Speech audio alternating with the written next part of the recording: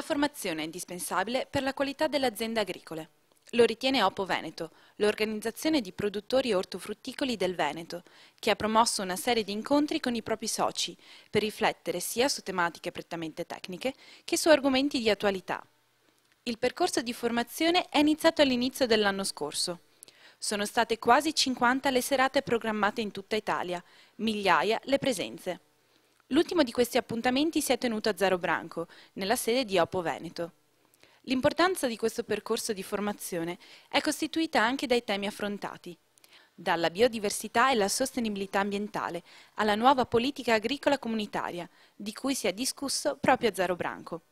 L'obiettivo era capire come si stanno delineando i nuovi scenari europei per l'agricoltura e aiutare i produttori ad interpretare al meglio le opportunità che l'Unione Europea offre loro.